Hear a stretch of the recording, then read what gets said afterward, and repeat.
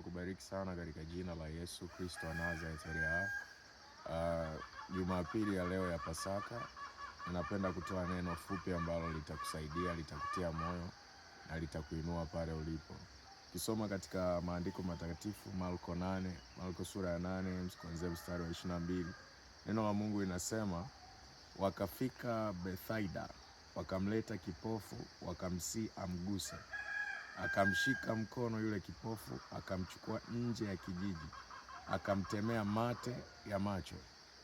Watu walikuwa wamemsihi Yesu alipokuwa Bethsaida, alipokuwa pamoja na kundi la watu katika maeneo ya Bethsaida. Kulikuwa na mtu mmoja alikuwa ni kipofu. Wakamsihi sana wakimwambia umguse. Yesu akamtemea mate ya macho, akamwekea mikono yake, akamuuliza, waona kitu? Hii ilikuwa ni mara ya kwanza ya muujiza ambayo Yesu aliamua kufanya kwa kipofu. Alitema mate kwenye macho, lakini pia akamwekea mkono kwenye macho yake, alafu akamuuliza, je, waona kitu? Alipomuuliza hivyo, yule kipofu akatazama juu, akasema, naona watu kama miti inakwenda. Naona watu kama miti inakwenda. Kumbuka, aliyetema mate kwenye macho ya kipofu alikuwa ni Yesu, na aliyemwekea mkono kipofu alikuwa ni Yesu. Lakini kipofu akafunguliwa kweli macho, ila hakuwa anaona vizuri. Alikuwa anaona watu kama miti inakwenda. Alikuwa anaona, lakini alikuwa anaona kama miti inakwenda. Tunaendelea mbele. Mstari wa 25. Ndipo akaweka tena mikono yake juu ya macho yake, naye akatazama sana, akawa mzima, akaona vyote waziwazi. Tunajifunza kitu gani Jumapili ya leo ya Pasaka kwenye neno hili? Mara ya kwanza Yesu anamwekea mikono kipofu, anamtemea mate kwenye macho. Kipofu anaona, lakini anaona watu kama miti.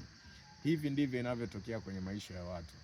Jambo lolote ile unapolipeleka mbele za Mungu mara ya kwanza, unaweza ukaanza kuona mpenyo. Kama ni biashara, unaweza ukaanza kuona kuna mpenyo fulani unaupata.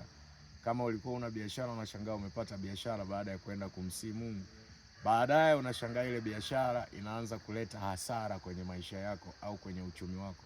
Unachotakiwa kufanya ni kurudi kwa aliyekuwekea mikono, ni kurudi kwa aliyekuombea, ni kurudi kwenye madhabahu ambayo unaabudia, kwa Yesu yule yule ambaye alikuwekea mikono, alikuombea, alikufanya upate hiyo biashara, alikufanya upate huo mtaji, alikufanya upate hiyo ndoa. Kwa hiyo unapoona jambo ulilipeleka mbele za Mungu, alafu lilipata mpenyo, alafu ghafla limebadilika, hilo jambo linakuwa maumivu kwenye maisha yako, au linakuwa halina mpenyo ambao umeutegemea zaidi, au limeanza kukuletea shida, au limeanza kukuletea changamoto fulani, iwe ni ndoa, iwe ni biashara, iwe ni kazi, iwe ni uchumi, iwe ni afya, iwe ni chochote kile, ninakusihi mtu wa Mungu, katika Jumapili ya leo ya Pasaka, kumbuka kurudi kwa Kristo Yesu. Kumbuka kurudi mahali ambapo uliwekea mikono na ukaona mpenyo, mahali ambapo ulikuwa unamwabudu Mungu na ukaona mpenyo.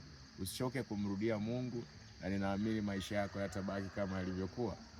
Mungu akubariki sana katika jina la Yesu. Shalom.